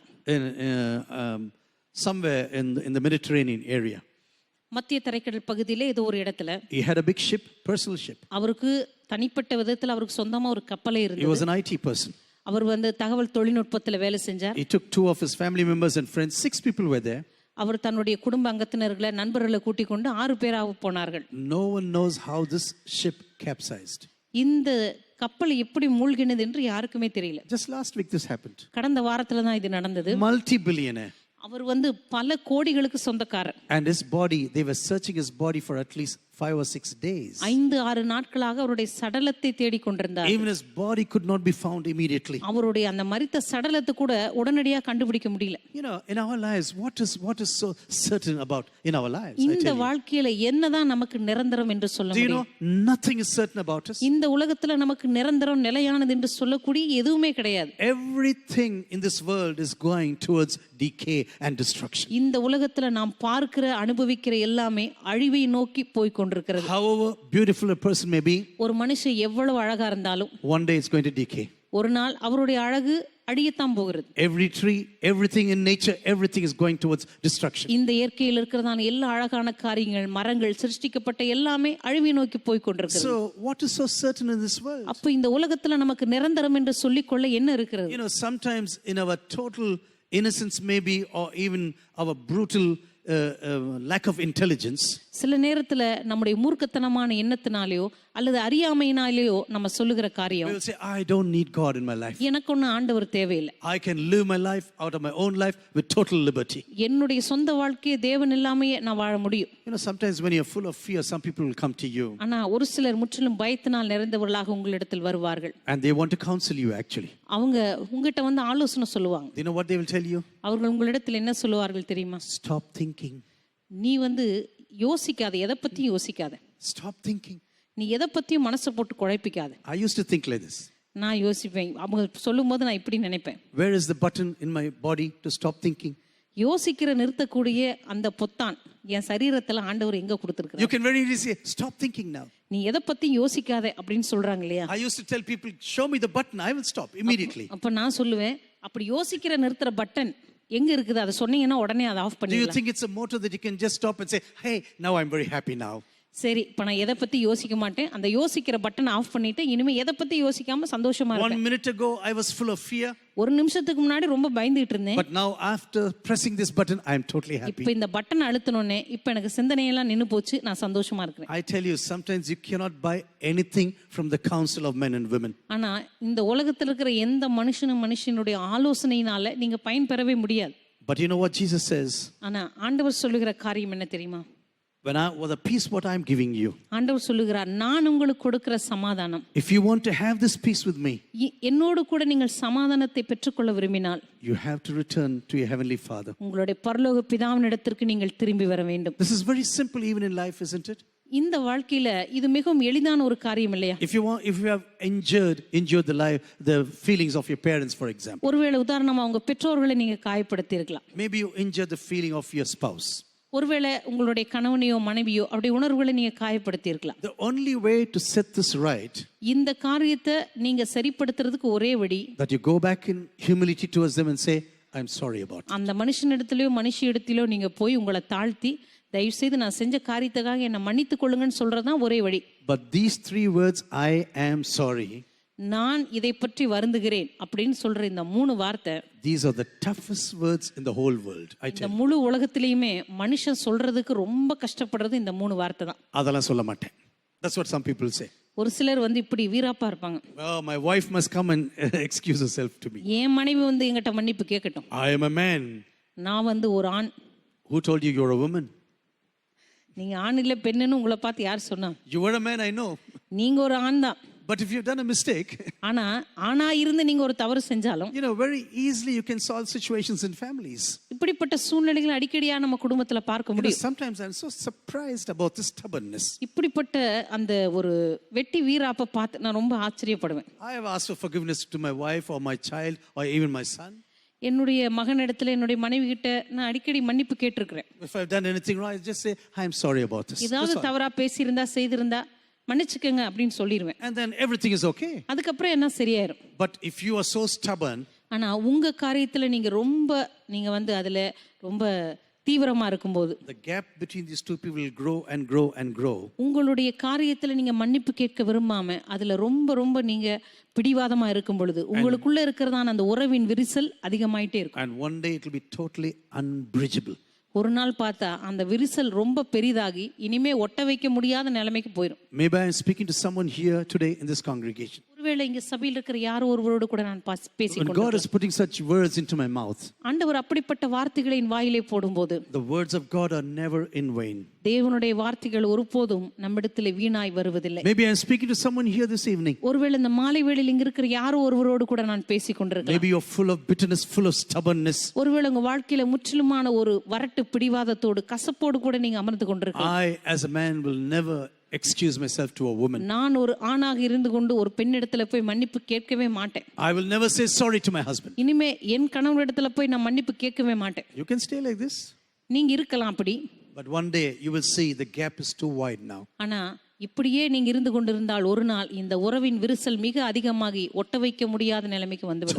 Totally unbridgeable. இனிமே அதுக்கப்புறம் ஒட்ட வைக்க முடியாத ஒரு நிலைமைக்கு நீங்க வந்து விடுவீர்கள். You and I have been called to reign with Jesus. நீங்களும் நானும் இயேசுவோடு கூட ஆளுகை செய்யும்படியாக நாம் அழைக்கப்பட்டிருக்கிறோம். There's a wonderful book called Destined for the Throne. ஆளுகை அதாவது சிங்காசனத்துக்காக நியமிக்கப்பட்டவர்கள் என்கிறதான ஒரு அருமையான புத்தகம் உண்டு. I do not know whether this is available still in India. இப்பொழுது இந்தியா தேசத்துல அந்த புத்தகம் கிடைக்கிறதா என்று எனக்கு தெரியவில்லை. Destined for the Throne. சிங்காசனத்துக்காக முன்குறிக்கப்பட்டவர்கள். A man called Roy Hession wrote this book some years ago. Rai ஹெஷன் என்கிறதான ஒரு எழுத்தாளர் பல வருடங்களுக்கு முன்பாக இந்த புத்தகத்தை எழுதினார். This is one of the books that's totally turned my life upside down. என்னுடைய வாழ்க்கையை தலைகீழாக மாற்றிய ஒரு புத்தகம் என்று நான் You சொல்வேன். and I must know we are destined for the throne of Christ. நீங்களும் நானும் சிங்காசனத்துக்காக நியமிக்கப்பட்டவர்கள் என்று உங்களுக்கு தெரியுமா? You and I are going to reign with Jesus over this entire world. நீங்களும் நானும் ஒரு நாள் ஆண்டவரோடு கூட சேர்ந்து இந்த சர்வ பூமியையும் நாம் அரசாளப் போகிறோம். This is what Daniel chapter 7 verse 27 says. இதைத்தான் தானியேலின் புத்தகம் 7ஆம் அதிகாரம் 27ஆம் வசனம் And the சொல்கிறது. kingdom and the dominion and the greatness of the kingdoms under the whole heaven shall be given to the people of the saints of the Most High. வானத்தின் கீழெங்குமுள்ள ராஜ்யங்களின் ராஜரீகமும் ஆளுகையும் மகத்துவமும் உன்னதமானவருடைய பரிசுத்தவான்களாகிய ஜனங்களுக்கு கொடுக்கப்படும். Their kingdom shall be an everlasting kingdom. அவருடைய ராஜ்யம் நித்திய ராஜ்யம். And all dominions shall serve and obey them. சகல கர்த்தத்துவங்களும் அவரை சேவித்து அவருக்கு கீழ்ப்பட்டிருக்கும். My dear brothers and sisters, the peace that the world gives is temporary. கருமையான சகோதர சகோதரிகளே, இந்த உலகம் நமக்கு கொடுக்கிறதான சமாதானம் தற்காலிகமானது. Maybe to a certain time you're very happy. ஒருவேளை ஒரு குறிப்பிட்ட காலங்களுக்கு நீங்க ரொம்ப சந்தோஷமா இருக்கலாம். Oh, you are singing happy happy happy in the beginning. ஆரம்பத்துல பார்த்தா ரொம்ப சந்தோஷம் சந்தோஷம் என்று பாடிக்கொண்டிருப்பீர்கள். And after some time everything is breaking down around you. ஆனா கொஞ்ச நாட்கள் கழித்து உங்களை சுற்றிலும் எல்லாம் உடைந்து விடுகிறதை நீங்கள் பார்ப்பீர்கள். Because everything in the life of a person, of a man changes. ஏனென்றால் மனுஷனுக்கு மனுஷன், இந்த உலகத்தில் இருக்கிற நபருக்கு நபர் எல்லாமே மாறிக்கொண்டிருக்கிறது. Nothing is permanent with human beings, I tell you. மனுஷனிடத்திலே நிரந்தரமா இருக்கக்கூடிய காரியம் என்று சொல்வதற்கு ஒன்றுமில்லை. Yes, we say certain things at times. சில நேரங்களில நம்ம சில காரியங்களை சொல்லுவோம், பேசுவோம். Situations can change. ஆனா சூழ்நிலைகள் மாற முடியும். Health changes. சரீர ஆரோக்கியம் மாற முடியும். You know, one of my friends some years ago died in Germany. என் நண்பர்கள் ஒருவர் சமீபத்தில் ஜெர்மனி தேசத்தில் இறந்து போனார். Very good fellow, very good looking fellow. பார்க்கிறதுக்கு ரொம்ப அழகா இருப்பார், ரொம்ப நல்ல மனிதன் கூட. I used to tell him, if I have time I will come and draw you. நான் அடிக்கடி சொல்லுவேன், எனக்கு நேரம் இருந்தா நான் வந்து உங்களை வரைவேன். Some years ago, he was really wonderful looking. உண்மையாவே பார்க்கிறதுக்கு ரொம்ப அழகான ஒரு உடல் தோற்றமுடைய மனிதன். One Sunday morning his brother and this man wanted to go to the bakery. ஒரு நாள் அவரும் அவருடைய சகோதரனும் காலையில ஒரு பேக்கரிக்கு போக விரும்பினாங்க. They wanted to buy some bread, hot bread on Sunday morning. ஞாயிற்றுக்கிழமை காலையில போய் கொஞ்சம் ரொட்டி துண்டு சூடா வாங்கி சாப்பிடலாம் அப்படின்னு சொல்லி புறப்பட்டாங்க. And as they were starting, his brother said, "Hey, can we have a race now?" அவங்க ரெண்டு பேரும் புறப்பட்டு சொன்னாங்க, சரி நம்ம ரெண்டு பேரும் ஒரு போட்டி வச்சுக்கலாமா? And both of them were sitting in two different cars. ரெண்டு பேரும் ஆளுக்கு ஒவ்வொரு கார்ல உட்கார்ந்திருந்தாங்க. And he said, "Hey, can we race now with one another?" His அப்போ younger brother சொன்னாங்க, asked. நம்ம ரெண்டு பேரும் ஒரு போட்டி வச்சுக்கலாமா அப்படின்னு தம்பி சொன்னான். Yes, said, "Yeah, try with me, try with அப்போ me." அண்ணன் சொன்னா, சரி நம்ம ரெண்டு பேரும் ஒரு போட்டி வச்சுக்கலாம். It was full of snow, it was a slippery road. அப்போ வந்து ரொம்ப பனி பெய்திருக்கிற காலம், சாலையெல்லாம் ரொம்ப வழுக்கக்கூடிய ஒரு நிலைமையில In a இருக்கும். few minutes the car overturned and it fell like this. ஒரு சில வினாடிகளில அந்த கார் வழுக்கி அப்படியே தலைகீழா விழுந்தது. And he was not coming out. கீழே விழுந்த உடனே அந்த பையன் வெளியில வரவே இல்லை. His brother thought he's playing. He's playing for the fool now. ஆரம்பத்துல பார்த்தா தன் சகோதரன் ஏதோ விளையாட்டுக்கு செய்யறான் அப்படின்னு சொல்லி நினைச்சாங்க. But you know what happened? He was totally paralyzed down from the neck downwards. ஆனா அவனுக்கு என்ன நடந்தது அப்படின்னா, கழுத்துக்கு கீழே அப்படியே எல்லாமே உணர்ச்சி இல்லாம மரத்து போச்சு. Nothing he could move. அந்த கழுத்துக்கு கீழே எதுவுமே அசைக்க முடியாது. In a few seconds his world completely changed. ஒரு சில வினாடிகளிலே அவனுடைய உலகமே தலைகீழாக மாறியது. Do you think this world is permanent for you? இந்த உலகம் உங்களுக்கு நிரந்தரம் என்று நினைக்கிறீர்களா? Do you think the people around you are very permanent? உங்களை சுற்றி இருக்கிற ஜனங்கள் உங்களோடு கூட என்றைக்கு நிரந்தரமா இருக்க போகிறார்கள் என்று நினைக்கிறீர்களா? Everything changes in this world. இந்த உலகத்தில் எல்லாமே மாறிக்கொண்டிருக்கிறது. The only person who is not changing is the Lord Jesus Christ. மாறாத ஒரே ஒருவர் கர்த்தராகிய இயேசு Can we all lift up our hands and say hallelujah? எல்லாரும் கரங்களை உயர்த்தி ஹalleluya என்று He is the சொல்லுவோம். only one who will never change. ஒருபோதும் மாறாதவர் என்று சொன்னால் கர்த்தராகிய இயேசு கிறிஸ்து He is மாத்திரமே. the only one who can say, I will never leave you nor forsake you. அவர் மாத்திரம்தான் நம்மை பார்த்து சொல்ல முடியும், நான் உன்னை விட்டு விலகுவதும் இல்லை, உன்னை கைவிடுவதும் இல்லை I என்று. want to come to a close now because of the Lord's Supper. இப்பொழுது கர்த்தருடைய பந்தி இருக்கிறபடினாலே நான் சீக்கிரமாக முடிக்க விரும்புகிறேன். Psalm 46, 1-3 says like this. சங்கீதம் 46 1 3 வசனங்கள் இப்படி God சொல்லப்பட்டிருக்கிறது. is our refuge and strength, நம்முடைய தேவன் நமக்கு அடைக்கலமும் பெலனுமாய் a இருக்கிறார். very present help in trouble. ஆபத்து காலத்தில் அனுகூல துணையுமாய் இருக்கிறார். Therefore we will not fear, though the earth should change. எனவே மலைகள் பெயர்ந்து போனாலும், Though the mountains shake in the heart of the sea, மலைகள் நடுச்சமுத்திரத்தில் சாய்ந்து போனாலும், though its waters roar and foam, அதன் ஜனங்கள் கொந்தளித்து பொங்கி, though the mountains tremble with its tumult, அதன் பெருக்கினால் பர்வதங்கள் அதிர்ந்தாலும், God is going to be my refuge and strength. தேவன் என்னுடைய அடைக்கலமும் என்னுடைய பெலனுமாய் இருப்பார். Do you know what the psalmist is writing about? இங்கே இந்த சங்கீதக்காரர் என்ன சொல்லுகிறார் தெரியுமா? Even if worse things are going to happen around you, ஒருவேளை உங்களை சுற்றிலும் மிக மோசமான ஆபத்துக்கள் நடைபெற்றாலும், the earth is trembling now, there's an earthquake around you, பூமி நிலை மாறினாலும், அப்படியானால் உங்களை சுற்றிலும் ஒரு நிலநடுக்கம் வருகிறது என்று வைத்துக் the கொள்ளும், mountains in the sea are shaking, மலைகள் நடுச்சமுத்திரத்தில் சாய்ந்து போனாலும், there's going to be a great roar and foam around you. அதன் ஜலங்கள் கொந்தளித்து பொங்கி, அதன் பெருக்கினால் பர்வதங்கள் அதிர்ந்தாலும், It's almost like a tsunami. கிட்டத்தட்ட ஒரு சுனாமி வருகிற ஒரு சூழ்நிலை இங்கே All எழுதப்பட்டிருக்கிறது. these plates of tecton are shaking completely under the water. இந்த பூமியில இருக்கிறதான சமுத்திரத்துக்கு கீழாக இருக்கிறதான அந்த அணு தட்டுகள் எல்லாம் அவைகள் எல்லாம் அசைய ஆரம்பிக்கும் It's போது, falling down into the sea. அந்த பெரிய பெரிய அந்த தட்டுகள் எல்லாம் அசைந்து மிக வேகமாக கடலுக்குள்ள கீழே விடும்போது, Everything is disastrously going on. அந்த இடத்துல ஒரு மிகப்பெரிய பேரழிவு ஆரம்பிக்கிறது. Everything is trembling and full of எல்லாம் உங்களை tumult. சுற்றிலும் அதிர ஆரம்பிக்கிறது. ஒரு பெரிய ஜல பிரவாகம். This man says, God is my strength and my refuge. அந்த வேளை இந்த மனுஷன் சொல்லுகிறான், தேவன் நமக்கு அடைக்கலமும் நமக்கு ஆபத்து காலத்தில் அனுகூல துணையுமாய் இருக்கிறார். A very present help in trouble. நமக்கு ஆபத்து காலத்தில் அனுகூலமான துணையாயிருக்கிறார். I want to tell you before I end this message. என்னுடைய செய்தியை நான் முடிப்பதற்கு முன்பாக இதை சொல்ல விரும்புகிறேன். If you want to get rid of your fear in your life, உங்களுடைய வாழ்க்கையில் இருக்கிற உங்களுடைய பயங்களிலிருந்து நீங்க விடுதலை பெற விரும்பினால் come back to Jesus. இயேசுவினிடத்திற்கு திரும்பி வாருங்கள். Come back to Jesus. இயேசுவினிடத்திற்கு திரும்பி வாருங்கள். He says, I am the only one who can give you real peace. ஆண்டவர் சொல்லுகிறார், உனக்கு உண்மையான சமாதானத்தை கொடுக்கக்கூடிய ஒரே ஒரு நபர் நான் மாத்திரமே. Not a temporary peace what the world is giving to you. இந்த உலகம் கொடுக்கிற தற்காலிக சமாதானத்தை நான் உனக்கு கொடுக்கிறது இல்ல. And before I die, I'm going to the cross right now. Jesus நான் says, இப்பொழுது கல்வாரி சிலுவைக்கு சென்று மரிப்பதற்கு முன்பாக I'll tell you what I've written in my will. என்னுடைய உயிலிலே நான் என்ன எழுதி வைத்திருக்கிறேன் என்று உனக்கு சொல்லுகிறேன். This will is going to be broken after I go to the cross. நான் கல்வாரி சிலுவையிலே மரித்தவுடனே நான் எழுதின இந்த உயிலானது அமல்படுத்தப்படும். Without my death and resurrection, there's going to be no peace in this world. என்னுடைய மரணமும் உயிர்த்தெழுதலும் இல்லாமல் இந்த பூமியிலே சமாதானம் கிடையாது. If you want complete peace in your life, உன்னுடைய வாழ்க்கையிலே பரிபூர்ணமான சமாதானத்தை நீ பெற்றுக்கொள்ள விரும்பினால், not only you come to me, நீ என்னிடத்திற்கு திரும்பி வருகிறது மாத்திரமல்ல, receive the power of the Paracletus or the Comforter. உன்னுடனே கூட இருக்கிறதான இந்த பரிசுத்த ஆவியானவருடைய துணையை நீ பெற்றுக்கொள். And after you come to me, you will have a lot of understanding. நீ என்னிடத்தில் வந்தவுடனே அநேக காரியங்களை பற்றி நீ அறிந்து கொள்வாய். You will know that I foreknew you.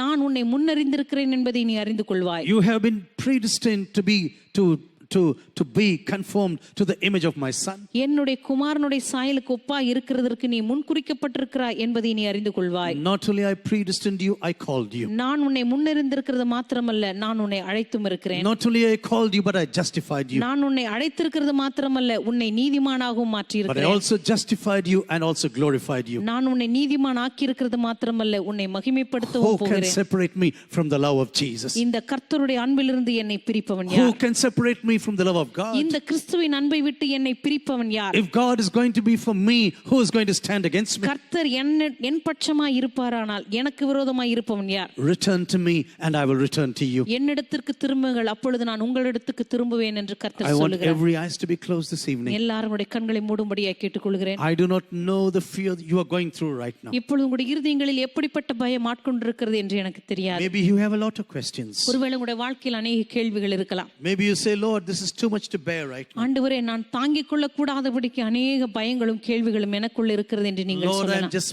plagued in my life through fear. ஆண்டவரே, என்னுடைய வாழ்க்கையில பயத்தினால நான் அலைக்கடிக்கப்படுகிறேன் என்று சொல்லலாம். The only way you can get rid of the fears in your life, உங்களுடைய வாழ்க்கையில் இருக்கிறதான பயங்களிலிருந்து வெளியே வருவதற்கு உங்களுக்கு இருக்கிறதான ஒரே வழி, not only you come back to Jesus, நீங்க இயேசு கிறிஸ்துவிடத்துக்கு திரும்பி வருகிறது மாத்திரமல்ல, that you have the power, the anointing of the Holy Spirit. பரிசுத்த ஆவியானவருடைய அபிஷேகத்தின் வல்லமையை நீங்கள் பெற்றுக்கொள்வதும் கூட. Let every hands be raised in the presence of God. எல்லா ஆண்டவருடைய பிரசன்னத்தில் நம்முடைய கரங்களை உயர்த்தி ஜெபிக்க ஆரம்பிக்கலாமா? But you say, Lord, you come into my heart this evening. ஆண்டவரே, என்னுடைய இருதயத்திற்குள்ளாக இந்த மாலை வேளையிலே நீர் கடந்து வாரும் என்று சொல்லுவோம். Come into my life this evening. ஆண்டவரே, இந்த மாலை வேளையிலே எனக்குள்ளாக நீர் கடந்து வாரும் என்று சொல்லுவோம். I want to live a life without fear. ஆண்டவரே, பயமற்ற ஒரு வாழ்க்கையை நான் வாழ விரும்புகிறேன். Lord, I want you to be my refuge and strength. ஆண்டவரே, நீர் என்னுடைய அடைக்கலமும் பலனுமாய் இருக்க விரும்புகிறேன். Lord, this is the prayer of my life today. ஆண்டவரே, இதுவே இன்றைக்கு என்னுடைய வாழ்க்கையின் ஜெபமாய் இருக்கிறது. Lord, I want you to be the refuge of my life. ஆண்டவரே, நீர் என்னுடைய வாழ்க்கையினுடைய அடைக்கலமாய் இருப்பீராக.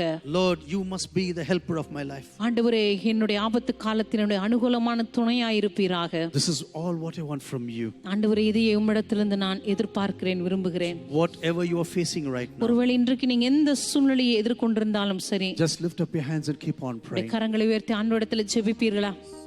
Lord, I need that you are my refuge. ஆண்டவரே, நீர் என்னுடைய அடைக்கலமாக என் வாழ்க்கைக்குள்ளாக வாரும் என்று Be சொல்லுவோம். my strength and helper. ஆண்டவரே, என்னுடைய பலனாக என்னுடைய துணையாக என் வாழ்க்கையிலே நீர் வாரும். I cannot live without you. ஆண்டவரே, நீர் இல்லாம இந்த உலகத்துல நான் ஜீவிக்கவே முடியாது. ஆண்டவரே, Every other action is going to lead me into vanity. ஆண்டவரே, இந்த உலகத்தில் இருக்கிற மற்ற எல்லா காரியங்களும் ஆண்டவரே என்னை மாயைக்குள்ளாக தான் நடத்தும். You are alone are trustworthy. ஆண்டவரே, நீர் மாத்திரமே நம்பக்கூடியவராய் இருக்கிறீர். And you never change. ஆண்டவரே, நீர் ஒருபோதும் மாறாத தேவனாய் இருக்கிறீர். You are an unchanging God. ஆண்டவரே, நீர் மாறாத தேவனாய் இருக்கிறீர். Before we come to the Lord's Supper, இந்த நாளிலே கர்த்தருடைய பந்திக்கு நாம் வருவதற்கு முன்பாக let us really search our hearts this evening. நம்முடைய இருதயங்களை உண்மையாகவே நாம் ஆராய்ந்து பார்ப்போம். That is, Lord, search my heart this evening. ஆண்டவரே, என்னுடைய இருதயத்தை ஆராய்ந்து பாரும் என்று சொல்லுவோமா? I want to lift my heart towards you. ஆண்டவரே, என்னுடைய இருதயத்தை உமக்கு முன்பாக நான் உயர்த்த விரும்புகிறேன். Lord, forgive sins where there are sins and transgressions. ஆண்டவரே, என்னுடைய வாழ்க்கையினுடைய பாவங்களையும் மீறுதல்களையும் நீர் மன்னிப்பீராக. Lord, I pray that you come into my life this evening. ஆண்டவரே, இந்த மாலை வேளையில் என்னுடைய வாழ்வுக்குள்ளாக நீர் வரும்படியாக நான் கெஞ்சுகிறேன். I am not here to judge anyone else in my family or among friends. என்னுடைய நண்பர்களையோ என் குடும்பத்திலேயோ யாரையும் நான் நியாயந்திருக்க விரும்பவில்லை. I am standing before you this evening. ஆண்டவரே, உமக்கு முன்பாக இந்த மாலை வேளையில் நான் நின்று கொண்டிருக்கிறேன். I need your forgiveness. ஆண்டவரே, உம்முடைய மன்னிப்பு எனக்கு தேவை. Before I come to your table, ஆண்டவரே, உம்முடைய திருவிருந்து மேஜைக்கு நான் வருவதற்கு முன்பாக Lord, I pray that you really cleanse me. ஆண்டவரே, என்னை நீர் பரிசுத்தம் பண்ணும்படியாக நான் ஜெபிக்கிறேன். Cleanse me once again. ஆண்டவரே, ஒரு விசையாய் என்னை கழுவி சுத்திகரியும். Even if you belong to the same family, ஒருவேளை நீங்க ஒரே குடும்பத்தை சேர்ந்தவர்களாக இருந்தாலும் கூட don't be looking into the sins or transgressions of anyone in your family. தயவு செய்து உங்க குடும்பத்தில் இருக்கிற மற்றவர்களுடைய பாவங்களையும் மீறுதல்களையும் நீங்க பார்த்து கொண்டிருக்க வேண்டாம். We are not called to judge others now. நம்ம மற்றவர்களை நியாயந்திருக்கும்படியாக அழைக்கப்படவில்லை. We are called to judge ourselves. நம்மை நாமே சோதித்து ஆராயும்படியாக ஆண்டவர் நம்மை அழைத்திருக்கிறார். We need to judge our hearts this evening. முதலாவது நம்முடைய இருதயத்தை நாம் சோதித்து ஆராய்வோம். Where did I go away from God? எந்த இடத்துல நான் ஆண்டவரை விட்டு தூர போயிருக்கிறேன்? Where did I lose my peace? எந்த இடத்துல என்னுடைய சமாதானத்தை நான் இழந்திருக்கிறேன்? Lord, I need my peace once again. ஆண்டவரே, என் சமாதானத்தை எனக்கு திரும்ப தாரும் ஆண்டவரே. I need the peace without more that you are going to give me. ஆண்டவரே, நீர் எனக்கு கொடுக்கிற சமாதானத்தை காட்டிலும் இந்த உலகத்தில் வேறு சமாதானம் எனக்கு A தேவையில்லை. peace that surpasses all understanding. ஆண்டவரே, எல்லா புத்திக்கு மேலான தேவ சமாதானத்தை கொடுக்கிற தேவனாக நீர் இருக்கிறீர். Take a few minutes and ponder over your life. ஒரு சில நிமிடங்கள் எடுத்து நம்மை நாமே சோதித்து ஆராய்வோம், ஜெபிப்போம். If you want to really join us in this, the Lord's table, இந்த கர்த்தருடைய பந்தியிலே நீங்க எங்களோடு கூட இணைந்து கொள்ள விரும்பினால், can I request men to go to the right hand side on top for feet washing and women on downstairs? நியமிக்கப்பட்டிருக்கிறதான அந்த உங்களுக்கு வலது புறத்திலே படிக்கட்டு வழியாக நீங்க மேலே ஏறி போக வேண்டும். பெண்கள் உங்களுக்கு கீழாக ஆயத்தம் பண்ணப்பட்டிருக்கிறது, உங்களுக்கு வலது புறத்திலே. My dear brothers and sisters, this is not just something what we do every month. அருமையான சகோதர சகோதரிகளே, ஒவ்வொரு மாதமும் ஏதோ நாம் வழக்கமாய் செய்கிற ஒரு பாரம்பரிய காரியம் அல்ல இது. It must come from our hearts. இது நம்முடைய இருதயங்களிலிருந்து புறப்பட்டு வர வேண்டிய ஒரு காரியம். This is what Jesus said in John chapter 13. தான் இயேசு கிறிஸ்து யோவான் எழுதின சுவிசேஷம் 13ஆம் அதிகாரத்தில் சொன்னார், If I, your master, can do this, நான் உங்களுடைய எஜமானனாய் உங்களுடைய ஆண்டவராயும் இருந்து இதை செய்வேன் என்று சொன்னால், you can also do this to one another. நீங்களும் ஒருவருக்கொருவர் இதை செய்ய கடவீர்கள். As we go with one another outside now, இந்த நாளிலே ஒருவருக்கொருவர் பாதங்களை கழுவும்படியாக நாம் வெளியே புறப்பட்டு போகும்போது, I don't want any gossiping or talking right now. தயவு செய்து ஒருவரோடொருவர் யாரும் பேசி கொண்டிருக்க வேண்டாம். Go with prayer. தயவு செய்து ஜெப சிந்தையோடு கடந்து செல்லுங்கள். Go with prayer to the presence of God. தயவு செய்து ஆண்டவருடைய பிரசன்னத்திலே ஜெப சிந்தையோடு கடந்து செல்லுங்கள். And say, Lord, change my life completely. ஆண்டவரே, என்னுடைய வாழ்க்கையை முற்றிலுமாக மாற்றுவீராக. I need your humility. ஆண்டவரே, உம்முடைய அந்த தாழ்மையின் சிந்தை எனக்கு தாரும். I need your humility. ஆண்டவரே, உம்முடைய அந்த தாழ்மையின் சிந்தை எனக்கு தாரும். This is the only reason why Jesus did this in John chapter 13. இந்த காரணத்தினால் தான் இயேசு கிறிஸ்து யோவான் எழுதின சுவிசேஷம் 13ஆம் அதிகாரத்திலே அதை அவர்களுக்கு செய்து காண்பித்தார். He started to wash the feet of his disciples. நம்முடைய சீடர்களுடைய பாதங்களை அவர் கழுவ ஆரம்பித்தார். He knew these future apostles. ஒருவேளை இவர்கள் எல்லாம் எதிர்கால அப்போஸ்தலர்கள் என்று அவர்கள் அறிந்திருந்தாலும் கூட, He said they must know without humility they cannot serve in my kingdom. தாழ்மை இல்லாமல் ஒரு நாளும் அவர்கள் என்னுடைய ராஜ்யத்தில் ஊழியம் செய்ய முடியாது என்பதை அவர் அறிந்திருந்தார். And this is the reason why I am sending you now. இந்த காரணத்தினால் தான் நான் உங்களை அனுப்புகிறேன். May God really lead you even during this time right now. இந்த நேரத்தில் கூட கர்த்தர் தாமே உங்களை வழி நடத்துவாராக.